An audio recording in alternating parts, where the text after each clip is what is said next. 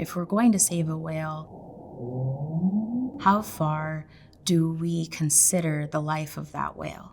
Do we consider the life of that whale when the remains wash ashore?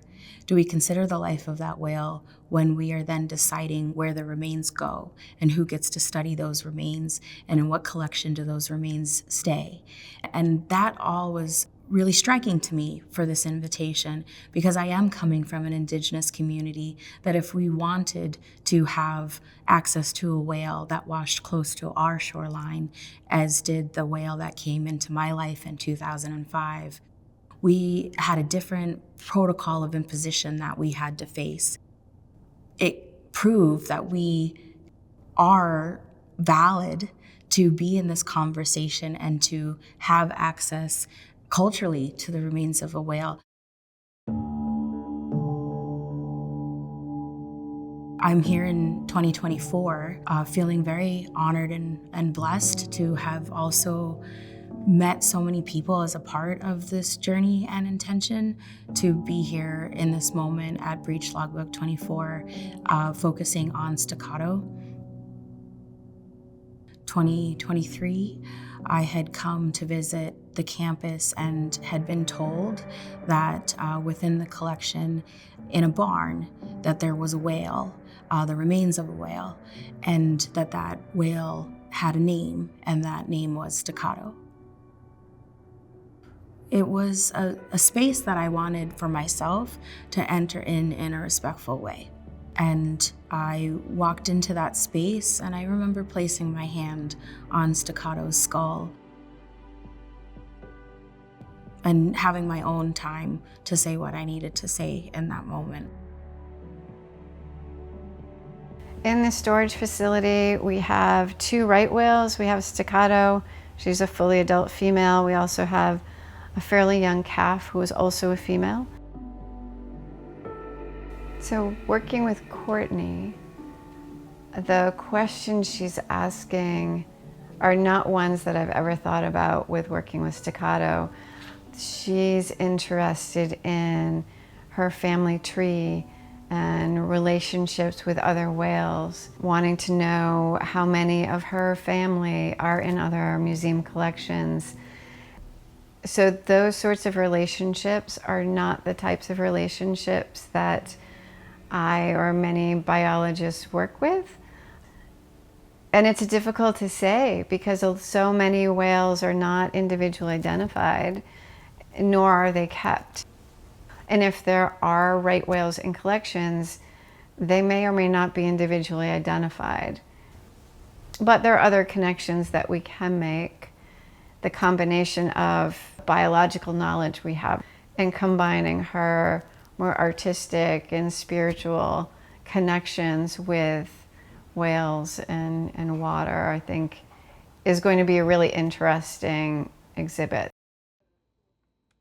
The invitation was centered around thinking through a relationship building with the natural science collection. My familiarity with collections and museums and being an Indigenous person has not always been positive historically, but that there could be potential to just take the time to think through that. Okay, so Staccato would be rib bone, potentially baleen. I don't know about the discs yet.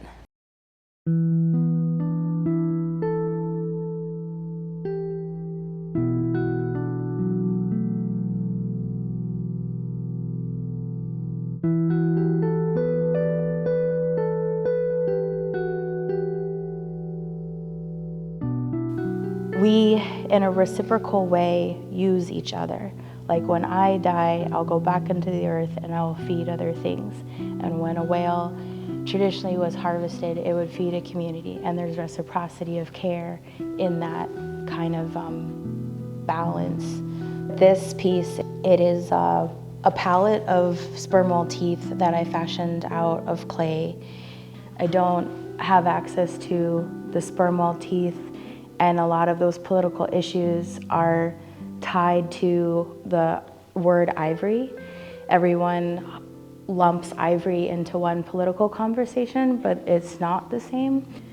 So I had to think about, what material do I have access to? And then the palette represents the majority of whales struck per year and killed are by the shipping industry. So it's like the palette hit the whale and then provided the teeth. And these teeth, there are about 60 of them.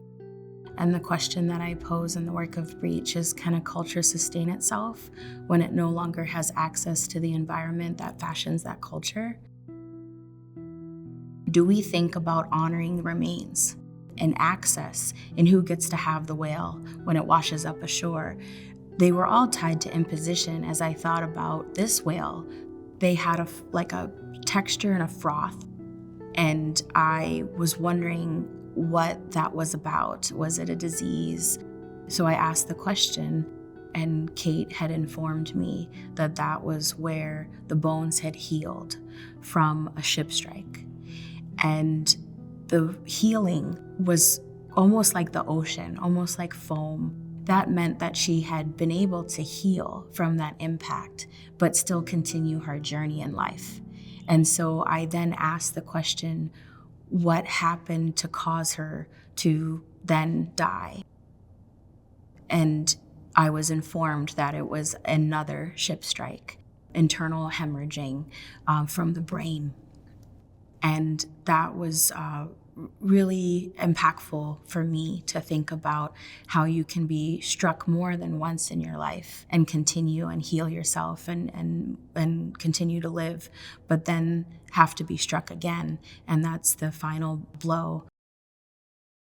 And the movement towards saving the whale has brought forth a lot of amplification of those ship strikes or of entanglement or of other causes that this species faces. But not many people may see the resiliency and the life of a whale. And I maybe equate that to myself as well as being an Indigenous person. Not many people give us acknowledgement or credit in terms of our perseverance through generations of imposition, and how through all of that imposition and all of that impact and all of those strikes, we're still here and we're still willing to engage with the people that struck us. So the whale becomes a metaphor, maybe potentially almost for myself, maybe for my community, maybe for the hope that if you pay attention to Staccato, may you also pay attention to us. And know that the impacts that Staccato was faced with is also potentially similar to people that are your neighbors. And people that are not your neighbors by choice, they're your neighbors by a long history of imposition and harm that many were responsible for. If I continue another logbook, it will be because it is supposed to be. But I don't know how long I'll do this work.